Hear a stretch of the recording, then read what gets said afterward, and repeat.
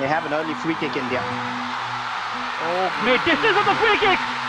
স্বপ্নভঙ্গ বেদনায় বিধ্বস্ত হয়েছে বাংলাদেশ, যেন তীরে এসে তরি ডুবালেন বাংলার জুনিয়র টাইগাররা। সম্প্রতি শেফিল্ড ইউনাইটেডের তারকা হামজা চৌধুরী টিভিতে খেলা দেখে হতাশ হয়েছেন। শেষ পর্যন্ত ট্রাইপিকার হেরে স্বপ্নের ফাইনাল হাতছাড়া হলো বাংলাদেশের। বিস্তারিত জানুন পুরো ভিডিওতে। অনূর্ধ্ব-19 টুর্নামেন্টের ফাইনালে মুখোমুখি হয়েছে বাংলাদেশ বনাম ভারত।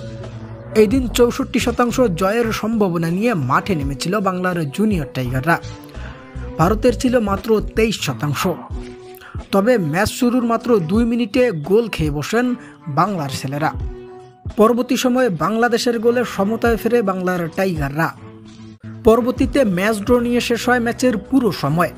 ফলে ট্রাইফিকারে গড়ায় বাংলাদেশ ও ভারতের বাঁচা মরার লড়াই।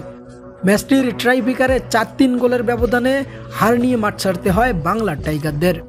তবে ম্যাচ জুড়ে অসাধারণ পারফরমেন্স করেছে দুই দলেই।